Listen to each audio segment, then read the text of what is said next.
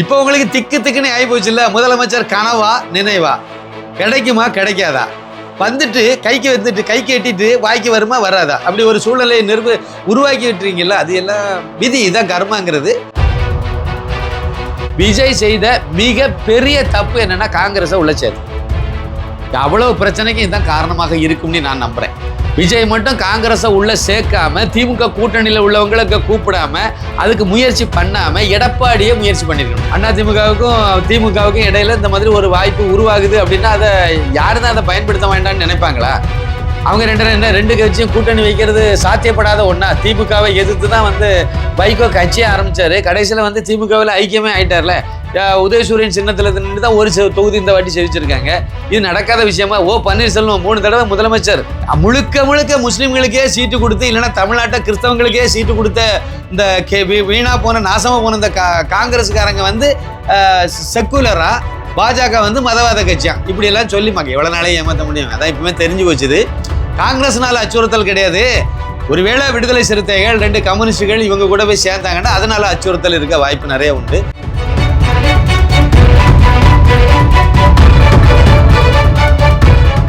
தமிழ் நேயர்களுக்கு வணக்கம். இன்னைக்கு நம்மளோட அணிஞ்சிருக்க சிறப்பு விருந்தினர் யாரு அப்படின்னா, அரசியல் விமர்சகர், ஹிந்துடா திரைப்படத்தினுடைய இயக்குனர், நம்ம பல முகங்கள் கொண்ட சின்னப்பா கணேசன் இன்னைக்கு நம்மளோட அணிஞ்சிருக்காரு. அவர்கிட்ட கேட்டு இன்னைக்கு மிக பெரிய அளவில் அரசியல் மாற்றம் தமிழகத்தில் நடந்துகிட்டு இருக்கு. இதை பற்றிலாம் பல விஷயங்கள் அவர்கிட்ட கேட்டு பேசி தெரிஞ்சு போவாங்க. சார் வணக்கம். வணக்கம் வணக்கம் வணக்கம். தமிழ் நெஞ்சங்களுக்கு எனது பணிவான வணக்கம். புதுசாக இப்போ மிகப்பெரிய அளவில் தமிழக வெற்றி கழகமும் மிகப்பெரிய அளவில் வீறு கொண்டு வெற்றி பெற்றிருக்காங்க. 100 சீட்டு யாருமே எதிர்பார்க்கல. 107 சீட்டுங்கிறது யாருமே எதிர்பார்க்காத அளவுக்கு இந்த அளவுக்கு வெற்றி பெற்றிருக்காங்க. இதை பற்றி நீங்கள் என்ன சார் நினைக்கிறீங்க? அதாவது இதை அவங்களே எதிர்பார்க்கல. விஜய் இவ்வளவு தூரம் வெற்றி பெறுவார், இவ்வளவு அதிகமான இடங்கள்ல, அதாவது 108 இடங்கள்ல அவங்க வெற்றி பெறுவாங்க அப்படிங்கிறத விஜயே எதிர்பார்க்கல. அவங்க கட்சியிலேருந்து போட்டியிட்டவங்களும் எதிர்பார்க்கல. பெரும்பாலான வேட்பாளர்களுக்கு பெரும்பாலான யாருமே எதிர்பார்க்கலைங்க. அதான் உண்மை. அதை எதை நான் சும்மா போகிற போக்கில் அப்படி சொல்கிறேன் அப்படின்னு இல்லை. விஜய் 2 தொகுதிகளில் நிற்கிறதுக்கு காரணமே ஏதாவது ஒரு தொகுதியில் வெற்றி பெறலாம் அப்படிங்கிற நோக்கத்தில் தான். பொதுவாக அந்த 2 தொகுதியில் நிற்கிறவங்க அப்படி தான் முடிவெடுப்பாங்க. ஒரு தொகுதி போனால் கூட ஒரு தொகுதியில் வெற்றி பெறுவோம் அப்படிங்கிற அடிப்படையில் தான். அப்போ அவருக்கே 2 தொகுதியில் வெற்றி பெறுவோங்கிற நம்பிக்கை அவருக்கு இல்லாமல் இருந்தது. அப்போ அதனால் அவர் 2 தொகுதியில் வெற்றி பெறக்கூடிய நம்பிக்கை, அதை ஒரு தொகுதியில் வெற்றி பெறுவோங்கிற நம்பிக்கை இல்லாதனால தான் 2 தொகுதியில் நின்னார். அப்புறம் நமக்கு மட்டும் எப்படி இருக்கும்? நமக்கு அதே மாதிரி தான். அவர் 2 தொகுதியில் கூட வெற்றி பெற்ற மாட்டார், அதுவே சந்தேகம்னு தான் நானே பேசியிருந்தேன். கடைசியில் பார்த்தா அவர் 2லேயும் வெற்றி பெற்று, அப்புறம் மற்றவங்களும் பார்த்தா தாறுமாறாக போயிட்டாங்க. யாருமே எதிர்பாராத ஆடலாம். தூத்துக்குடியிலலாம் அந்த வேட்பாளர் தொகுதிக்காரரே கிடையாது. அவர் ஏதோ அங்கே ஒரு லாட்ஜில் ரூம் போட்டு ஏதோ ஒரு நாள் போய் ஏதோ டீ கடையில் டீ குடிச்சிருக்காரு, ஒரு நாள் ஏதோ பரோட்டா கடையில் போய் ஏதோ பண்ணியிருக்காரு. இப்படி தான் அவருக்கு பிரச்சாரமே இருந்திருக்கு. ஆனால் கடைசியில் பார்த்தா எம்எல்ஏ ஆகிட்டார்.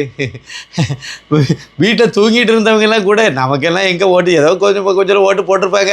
ரைட்டு இப்படி பண்ணிட்டு தூங்கிட்டு இருந்தவங்கெல்லாம் எம்எல்ஏ ஆகிட்டாங்க.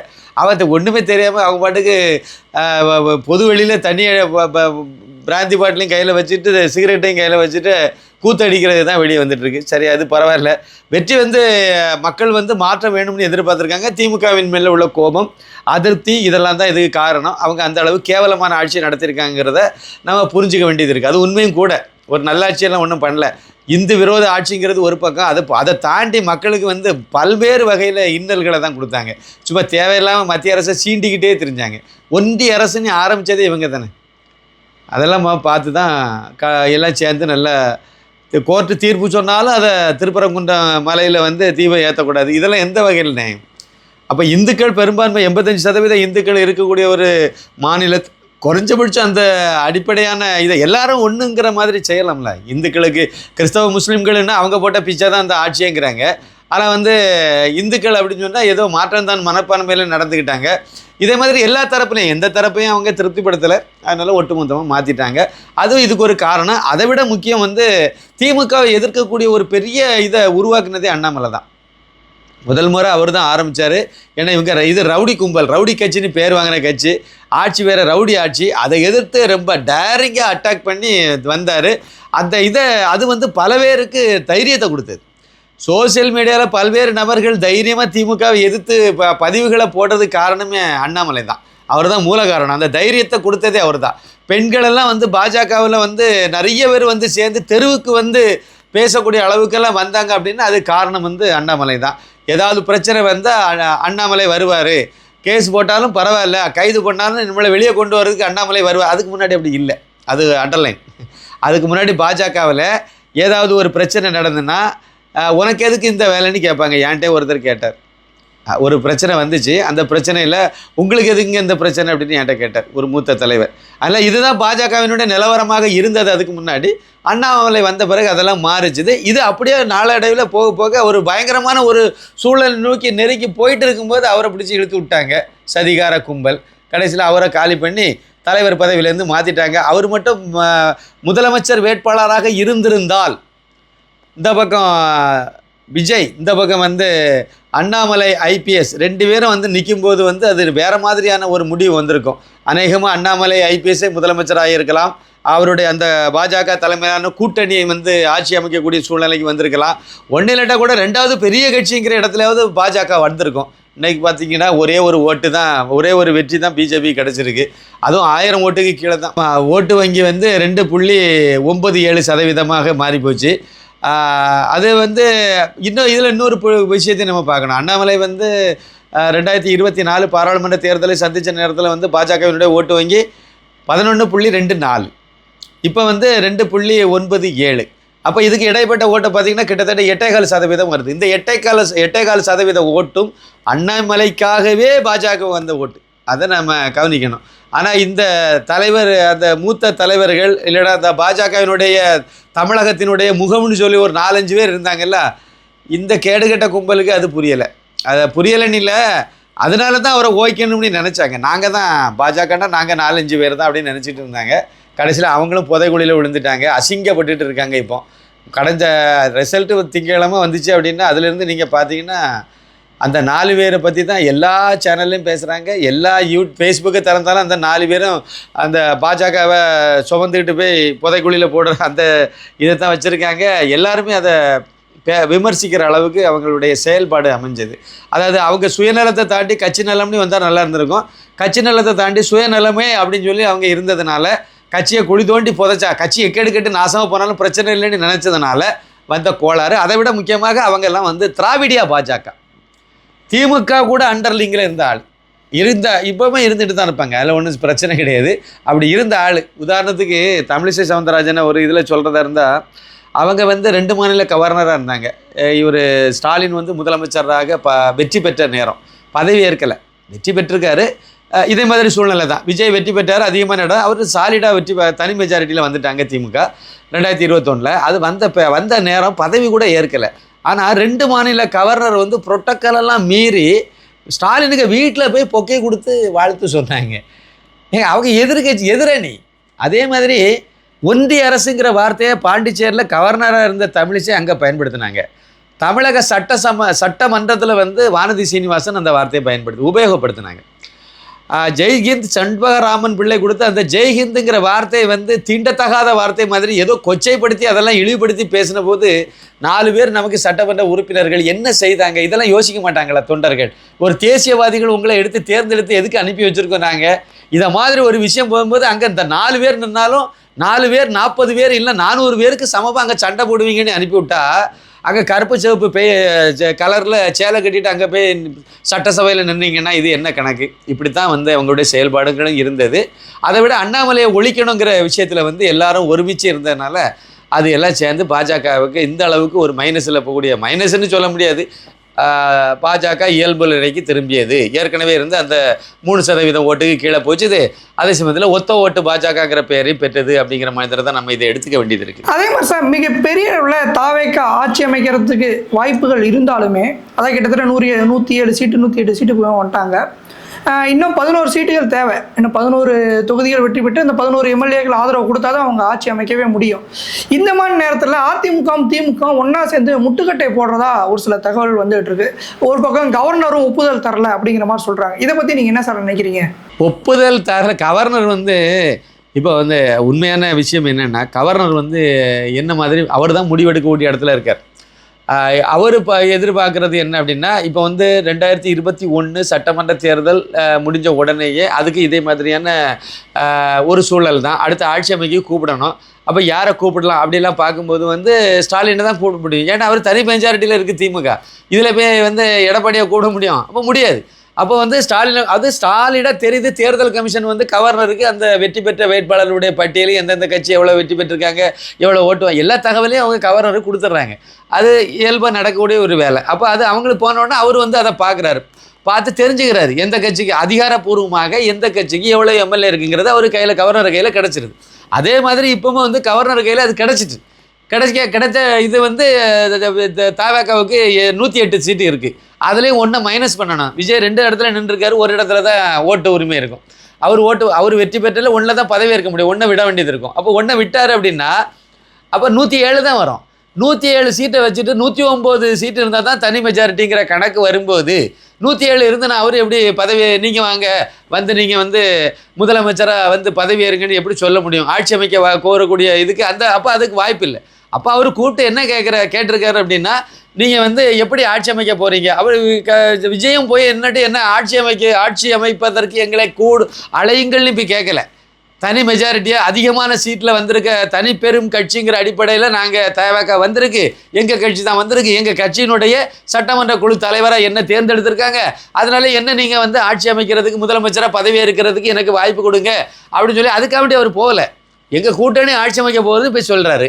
அப்போ கூட்டணி அப்படின்னு சொன்னால் நீங்கள் உங்கள் கூட்டணியில் மொத்தம் 118 சீட்டு வர்ற மாதிரி நீங்கள் அந்த யார் எந்தெந்த கட்சி உங்களை ஆதரிக்கிறது, அதில் எத்தனை எம்எல்ஏக்கள் இருக்காங்க, இந்த லிஸ்ட்டு எனக்கு கொடுங்கன்னு கேட்குறாரு. கரெக்டு தானே?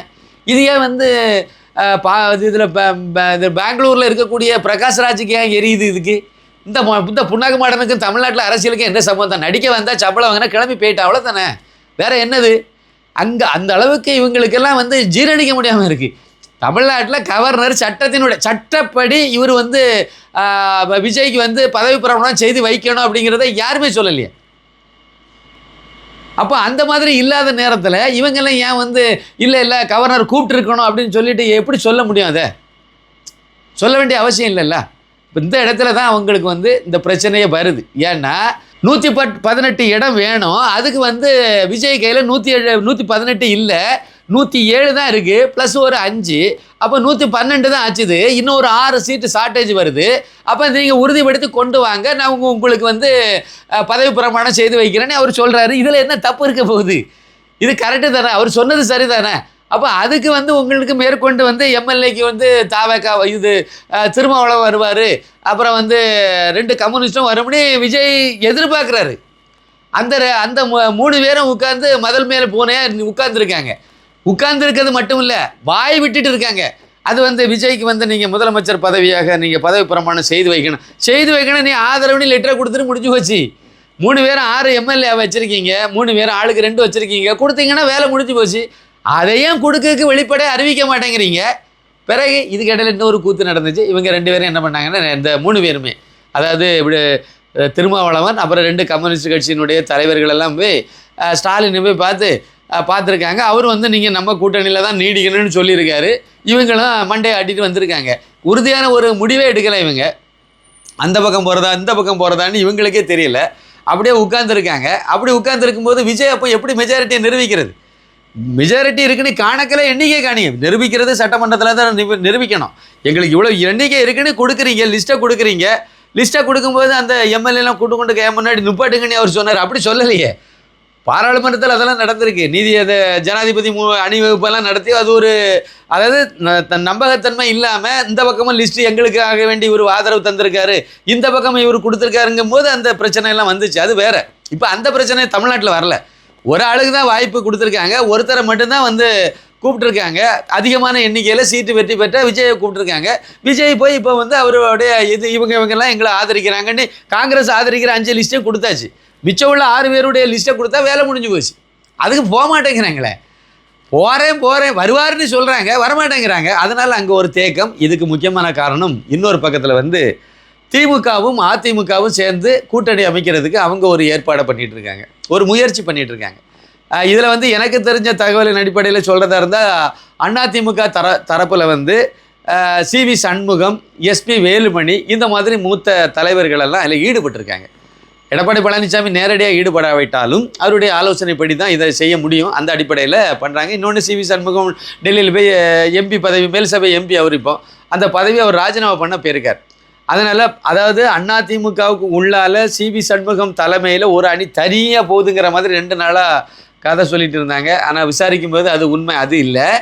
இவங்கெல்லாம் சேர்ந்து திமுக கூட கூட்டணி வைக்கலாம், வச்சா என்ன தப்பு, ஒன்று நாட்டில் உலகத்தில் நடக்காத ஒரு விஷயம் இல்லைல்ல அப்படிங்கிற மாதிரி வர்றதுனால அவங்களும் வந்து அந்த வாய்ப்பு இருந்தால் பயன்படுத்த தானே சார் செய்வாங்க.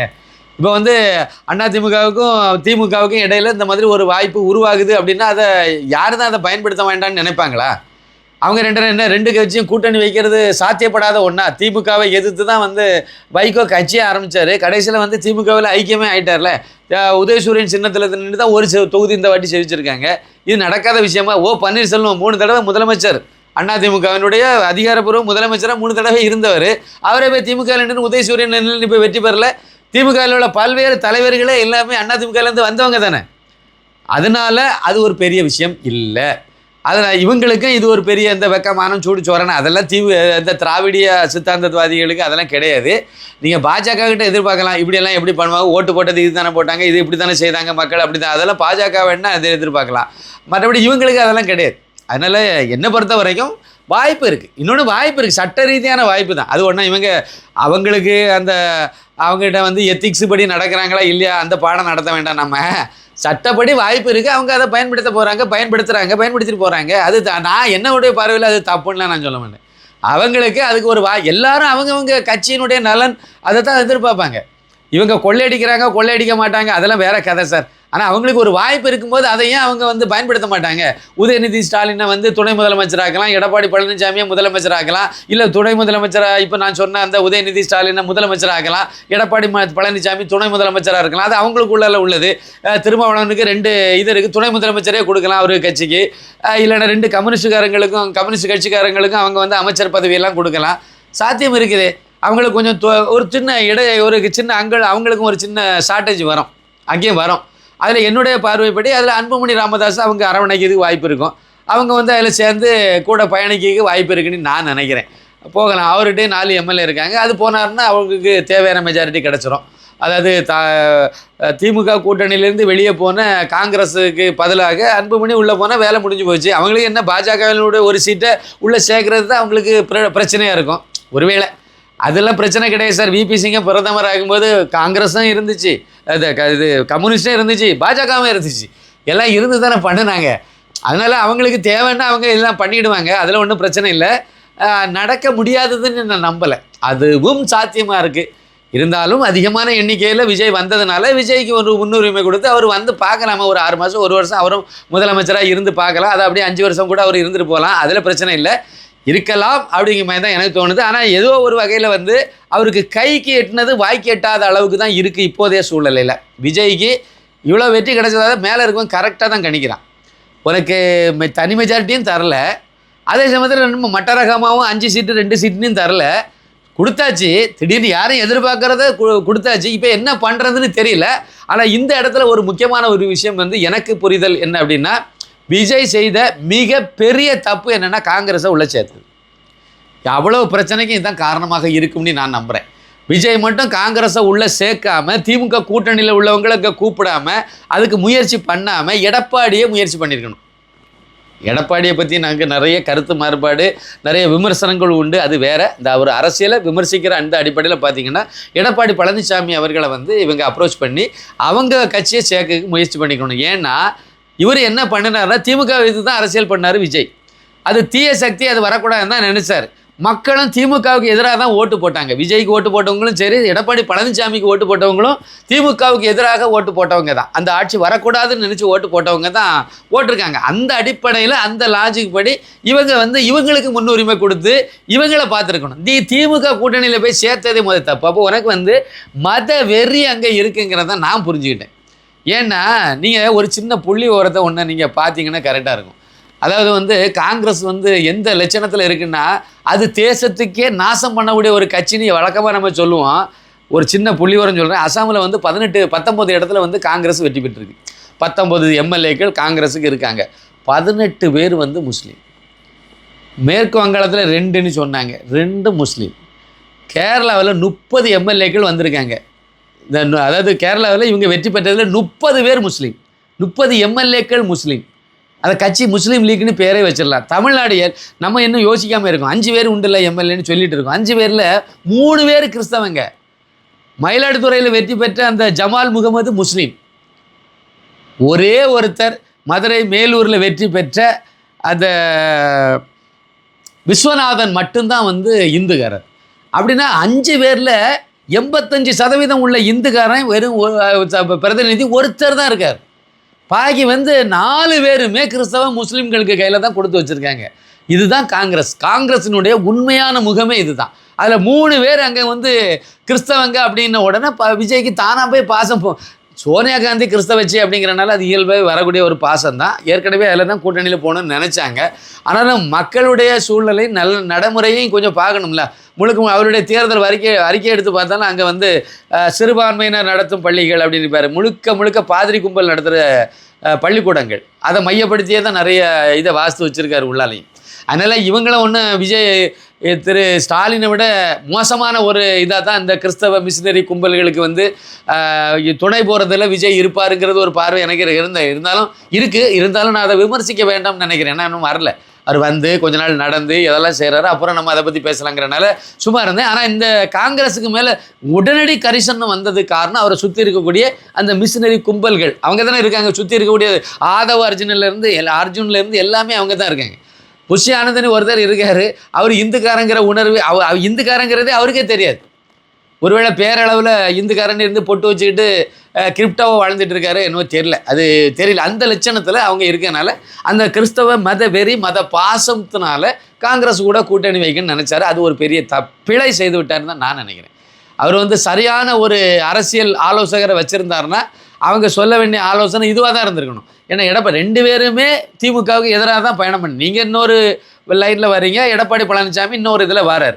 பாஜக உங்களுக்கு கொள்கை எதிரி விட்டுருங்க, ஒன்றும் பிரச்சனை இல்லை. ஆனால் வந்து எடப்பாடி பழனிசாமியை சேர்க்கறதுல ஒன்றும் உங்களுக்கு பெரிய இது கிடையாது, ஒன்றும் பிரச்சனை இல்லை. ஏன்னா எடப்பாடி பழனிசாமி கூட இருந்த செங்கோட்டையனே கட்சியில் சேர்த்து விட்டீங்க. இன்னும் 1-2 தலைவர்கள் எல்லாம் சேர்த்து வச்சுருக்கீங்க. கட்சியில் உள்ள முன்னாள் எம்எல்ஏ எல்லாம் சேர்த்துருக்கீங்க. அப்படி இருக்கும்போது இவரை சேர்க்கறதுல ஒன்றும் எடப்பாடி கூட கூட்டணி வைக்கல ஒன்றும் தவறு கிடையாது என்னை பொறுத்தவரை. அதனால் நீங்கள் அந்த அடிப்படையில் நீங்கள் அதை முக்கியத்துவம் கொடுத்துருந்தீங்கன்னா உங்களுக்கு 5 ஆண்டு காலத்துக்கு பிரச்சனை இல்லாமல் இருந்திருக்கும். இப்போ ஒரே ஒரு இதுதான் கூட்டணிக்கு என்ன டீல் பேசுகிற மட்டும்தான் பிரச்சனை இருந்திருக்கும். அதுவும் கண்டிப்பாக அவர் தோற்று போனனால உங்களுக்கு விட்டு கொடுத்துருப்பார். சில விஷயத்தில் துணை முதலமைச்சர் அது இதுன்னு எதாவது கேட்டிருப்பாங்க, அதை கொடுத்துட்டு போகலாம். அதான் அரசியல். ஆனால் நீங்கள் எடுத்த அடுப்புலேயே 5 எங்களுக்கு அந்த 5 இருந்தால் போதும்னு நினச்சிங்க. 5 வச்சுக்கிட்டு இப்போ ஒன்றும் கஞ்சி கூட காய்க்க முடியாமல் இப்போ கொண்டு வந்து திணறிட்டு இருக்கீங்க.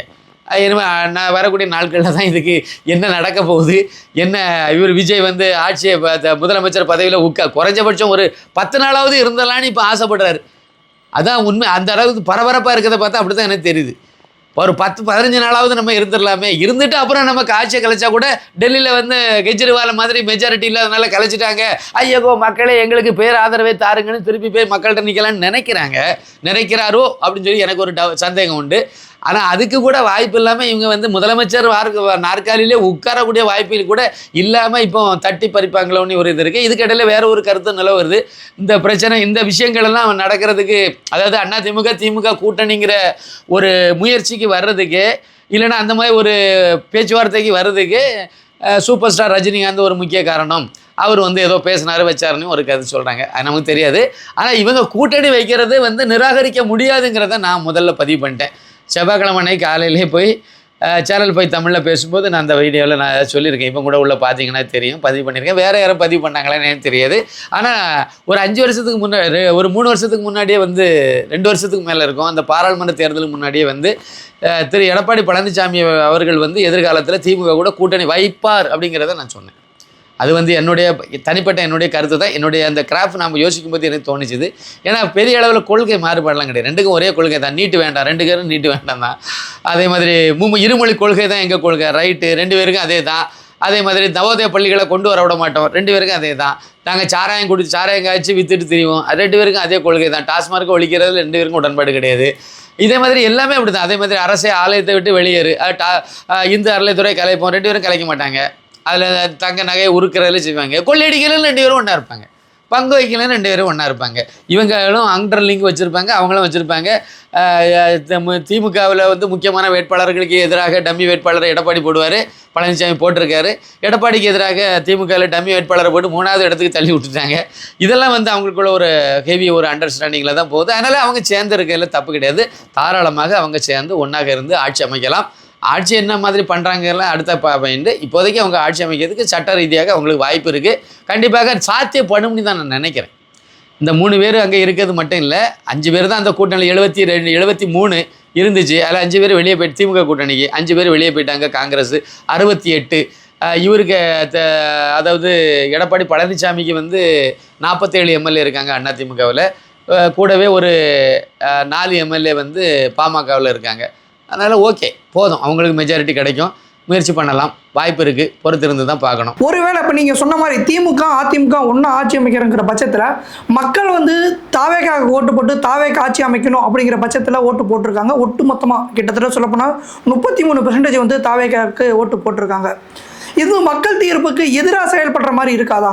திமுகவும் அதிமுக ஒன்றா கூட்டணி வச்சால் 35% வாக்குகள் வந்து தாவேக்காவுக்கு விழுந்திருக்கு. விஜய்க்கு வந்து 35% ஓட்டு வந்து கிடச்சி 34.92 35 ரவுண்ட் பண்ணிவிடுங்க.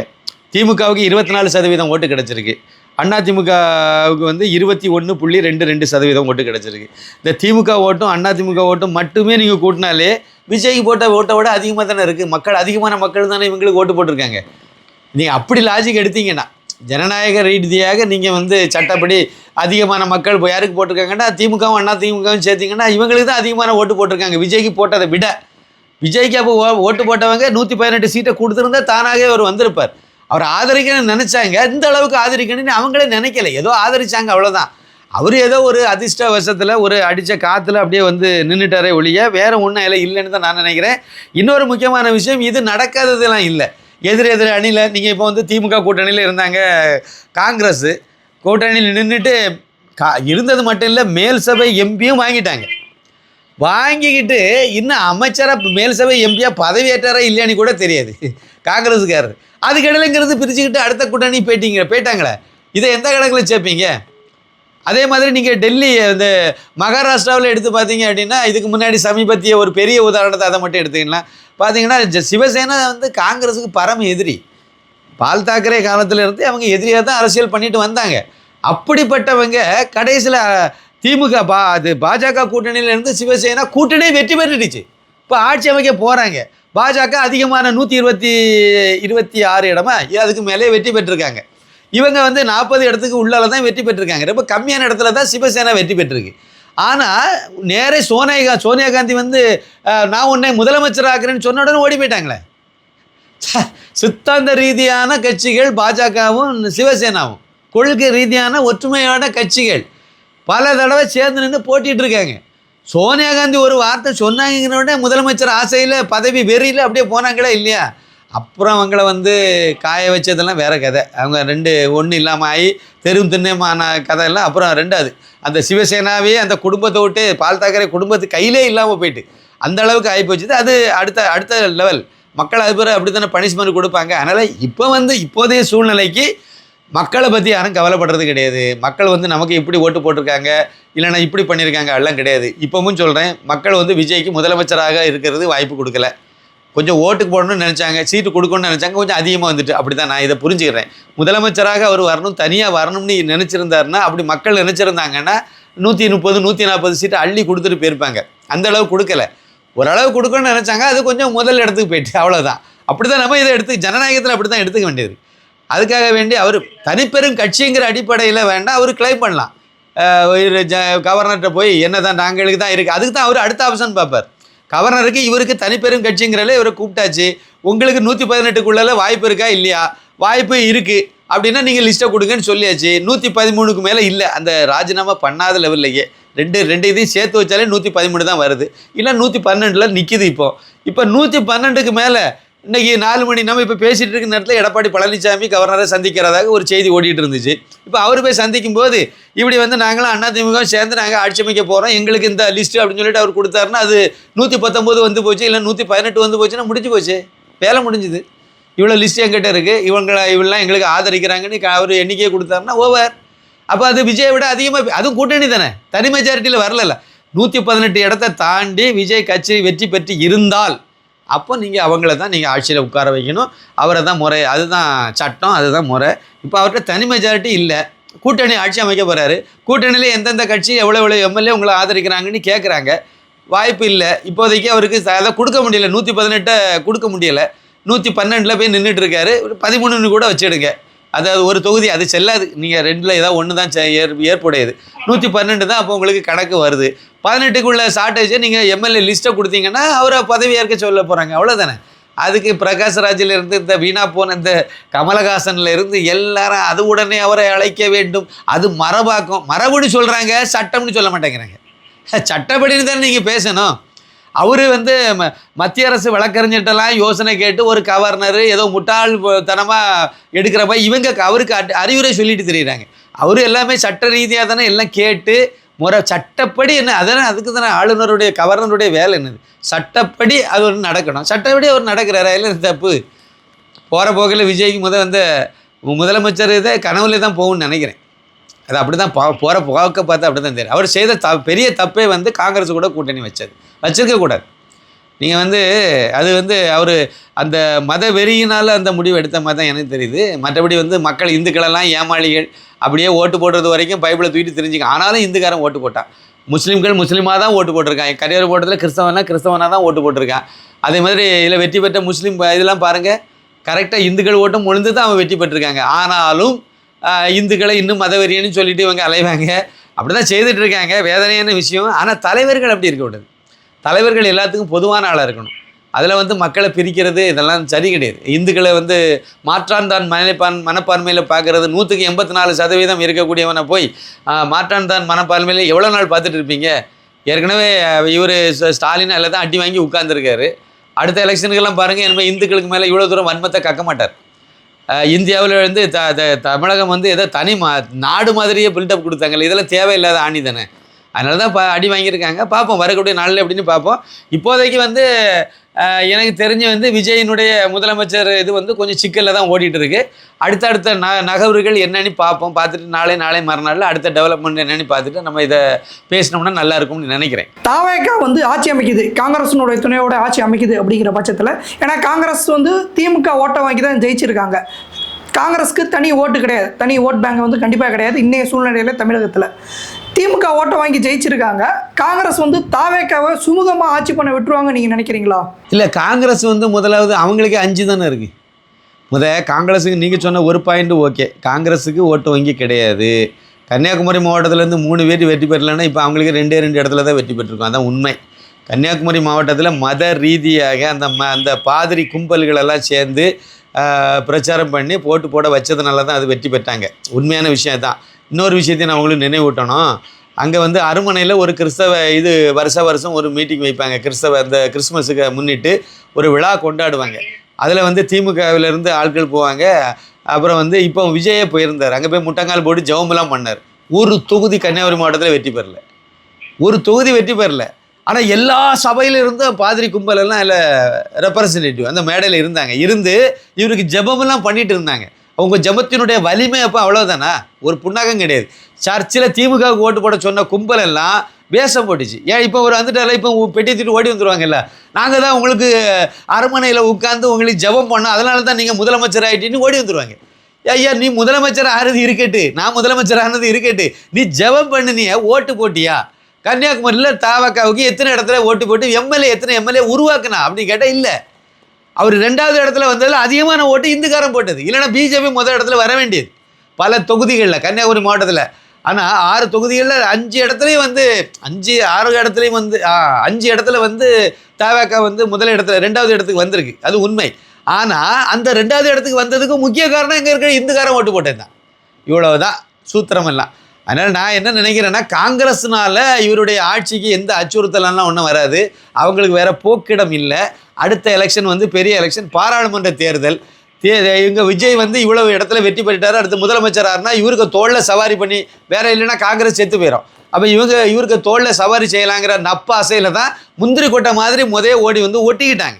ஒட்டினதில் முதல் கண்டிஷனே, ஒரே கண்டிஷன் என்ன அப்படின்னா, பிஜேபி கூட கூட்டணி வைக்க கூடாது. அதுக்கு வேறு வார்த்தை மட்டும் வந்து மதவாத இது அப்படின்ட்டாங்க. இவ்வளோ நாளும் காங்கிரஸ் கூட நீங்கள் எந்த அடிப்படையில் வச்சுருந்தீங்க, இதே தான் சொல்லிட்டு இருந்தீங்க அங்கேயும். அதனால் வந்து இப்படி ஒரு கதையை சொல்லிட்டாங்க, அவ்வளோதானே ஒழிய இவங்களை ஆதரித்த முஸ்லீம் லீக் மதவாத கட்சி கிடையாது. பாஜக எல்லாருக்குமே 12 வருஷமாக இருக்கார், எந்த மத கலவரமும் இந்தியாவில் நடக்கலை. மோடி நல்ல ஆட்சி பண்ணிட்டு இருக்காரு, எல்லா மத சம்மந்தப்பட்டவங்க இதுலேயும் எந்த பூசல் இல்லாமல் ஆட்சி நடத்தியிருக்காரு. அவர் மதவாத ஆட்சி நடத்துகிறாரு. முழுக்க முழுக்க முஸ்லீம்களுக்கே சீட்டு கொடுத்து, இல்லைன்னா தமிழ்நாட்டை கிறிஸ்தவங்களுக்கே சீட்டு கொடுத்த இந்த வீணாக போன நாசமாக போன இந்த காங்கிரஸுக்காரங்க வந்து செக்குலராக, பாஜக வந்து மதவாத கட்சியாக, இப்படியெல்லாம் சொல்லி எவ்வளோ நாளே ஏமாற்ற முடியும். அதான் இப்போவுமே தெரிஞ்சு போச்சுது. காங்கிரஸ்னால அச்சுறுத்தல் கிடையாது. ஒருவேளை விடுதலை சிறுத்தைகள் 2 கம்யூனிஸ்டுகள் இவங்க கூட போய் சேர்ந்தாங்கன்னா அதனால் அச்சுறுத்தல் இருக்க வாய்ப்பு நிறைய உண்டு. அவங்களுடைய டிமாண்ட் வந்து ரொம்ப பெருசாக தான் இருக்கும், அதில் சந்தேகமே கிடையாது. அதனால் பாதிப்புகள் வரலாம், அதனால் வர்றதுக்கு வாய்ப்பு உண்டு. விஜய் வந்து செய்த மிகப்பெரிய தப்புன்னு நான் நினைக்கிறது, திருப்பியும் சொல்கிறேன், எடப்பாடி பழனிசாமியினுடைய ஆதரவை அவர் கேட்டிருக்கணும். அவங்கள வந்து கன்வின்ஸ் பண்ணி அதில் என்ன பேரம் பேசணுமோ பேசி அவரை வச்சுருந்தாருன்னா இவர் 5 வருஷம் ஆட்சிக்கு எந்த பங்கமும் இல்லாமல் இருந்திருக்கும். இப்போ அவங்க திமுக பக்கம் திரும்பின பிறகு அங்கே பேச்சுவார்த்தை நடத்திட்டு இருக்கும்போது இனிமே போய் உள்ளே போய் பேசினா அது வேலைக்கு ஆகுமான்னு எனக்கு தெரியல. அது எந்த அளவுக்கு சக்ஸஸ் ஆகும்னு தெரியல. ஒருவேளை அவரும் முயற்சி பண்ணலாம், ஏன்னா அரசியல் தானே, பேசலாம், எதுனாலும் பேசலாம். அவங்க நினச்சிருக்கலாம், ஒருவேளை இவர் செங்கோட்டைன்னு நினச்சிருக்கலாம், சொல்லியிருக்கலாம், நமக்கு வந்து எடப்பாடி கூட பேச வேண்டிய அவசியம் இல்லை, அவங்க தேவையில்லைன்னு நினச்சிருக்கலாம், சொல்லியிருக்கலாம், இவங்களை வச்சு நம்ம ஆட்சி அமைச்சிருக்கலாம்னு சொல்லியிருக்கலாம். ஏன்னா அவருக்கும் எடப்பாடிக்கு இடையில பிரச்சனைனால தானே வந்தார். அதனால் அப்படி ஒரு நிலைப்பாடு எடுத்திருக்கலாம், எனக்கு தெரியல. இல்லைன்னா வந்து அது பிஜேபி கூட்டணியில் இருந்தது, அதனால் வேண்டாம், நம்மலாம் வந்து கிறிஸ்தவ மிஷினரி கும்பலெல்லாம் இயக்கப்படக்கூடிய ஆள், அதனால் நம்ம இந்த பக்கம் இருக்கலாம்னு சொல்லி நினச்சிருக்கலாம். எது எப்படியோ என்னை பொறுத்த வரைக்கும் அவர் அதில்னா, ஏன்னா அவர்கிட்ட எம்எல்ஏ இருக்காங்க, வேறு ஒன்றும் கிடையாது. இப்போ காங்கிரஸில் ஒரு 15 எம்எல்ஏ. இன்னொன்று, நீங்கள் கெஞ்சி வாசலை திறந்து வச்சுட்டு காத்திருந்தீங்களா எலெக்ஷனுக்கு முன்னாடி, காங்கிரஸுக்காக கண்டிப்பாக வந்துருங்கன்னு எவ்வளவு கெஞ்சிட்டு இடந்தீங்க. வந்தாங்களா அவங்க? உங்களை மதித்தாங்களா? சிதம்பரம் போய் இப்போ ஸ்டாலின் முன்னாடி உட்கார்ந்தாரு, மேட்ரு ஓவர். அந்த பக்கம் போயிட்டு இருந்தாங்க. அன்னைக்கு நீங்கள் கேட்டதுபடி வந்திருந்தா கூட இன்றைக்கி அவங்க எப்படி பார்த்தாலும் 25 எம்எல்ஏக்கு மேலே அவங்களுக்கு எம்எல்ஏ காங்கிரஸுக்கு இருந்திருக்கும். உங்களுக்கு எந்த பிரச்சனையும் இருந்திருக்காது. அப்போ உங்களை இந்த மாதிரி ஒரு நட்டாத்தில் விட்டுட்டு போன கட்சியை நீங்கள் முக்கியத்துவம் கொடுத்து கூப்பிட்டுருக்கே கூடாது. அவங்கள நீங்கள் தெருவில் விட்டுருக்கணும், வேண்டாம் தேவையில்லை, நீங்கள் அங்கேயே இருங்கன்னு சொல்லியிருக்கணும். ஆனால் நீங்களாக போய் அவங்ககிட்ட லெட்டர் எழுதி, நீங்களாக ஃபோன் பண்ணி வந்துருங்க வந்துருங்க வந்துருங்க, அவங்களும் வந்துட்டாங்க. அனுபவிங்க, ஒன்றும் பிரச்சனை இல்லை. இப்போ உங்களுக்கு திக்குன்னு ஆகி போச்சு இல்லை. முதலமைச்சர் கனவா நினைவா, கிடைக்குமா கிடைக்காதா, வந்துட்டு கைக்கு எட்டிட்டு வாய்க்கு வருமா வராதா, அப்படி ஒரு சூழலை உருவாக்கி விட்டுறீங்களா. அது எல்லாம் விதி, இதான் கர்மாங்கிறது. பார்ப்போம், அடுத்த நகர்வு என்னங்கிறத பொறுத்து இருந்தால் பார்ப்போம். இந்த நேரத்தில் வந்து நம்முடைய தீத்தமிழ் நெஞ்சங்களுக்கு நான் ஒரு சின்ன வேண்டுகோள் வைக்கிறேன். இந்துடா திரைப்படம் இது வரைக்கும் பார்க்காதவங்க அவசியம் பாருங்கள். இது வரைக்கும் பார்த்தவங்க நாங்கள் இதில் ஒரு QR கோடு கொடுக்குறோம், 2 ஜிபே நம்பர் நான் சொல்கிறேன். அதுக்கு வந்து உங்களால் முடிஞ்ச வாலண்டரி கான்ட்ரிபியூஷனை நீங்கள் செய்யணும்னு சொல்லி நான் அவங்ககிட்ட ஒரு படிவான ஒரு வேண்டுகோளை நான் வைக்கிறேன். ஒரு நம்பர் வந்து 9094239666, இன்னொரு நம்பர் வந்து 9092345641. இந்த 2 நம்பரும் ஜிபே நம்பர், 2மே ஃபோன்பே நம்பரும் இது தான். அதனால் தாராளமாக நீங்கள் இந்த நம்பருக்கு ஜிபே அல்லது ஃபோன்பே பண்ணலாம். இல்லைனா ஒரு QR கோட் நம்பர் தருவாங்க, அதுக்கு நீங்கள் வந்து அனுப்பலாம். இது கமெண்ட் செக்ஷனில் கூட, அதாவது டிஸ்கிரிப்ஷனில் கூட நம்ம வந்து இந்த டீட்டெயில்ஸ் உங்களுக்கு கொடுக்குறோம். இந்த வீடியோவிலேயே இந்த இந்துடா படத்தினுடைய லிங்க் கொடுக்குறோம், டிஸ்கிரிப்ஷன்லேயும் கொடுக்குறோம். அவசியம் பார்க்காதவங்க பாருங்கள், மற்றவங்களையும் பார்க்க வைங்க. மிக்க நன்றி. இப்போ சப்போட பல கருத்துக்கள் நம்ம நேரோட பயந்துக்கிட்டீங்க, ரொம்பவே நன்றிங்க சார். மிக்க நன்றி. வணக்கம்.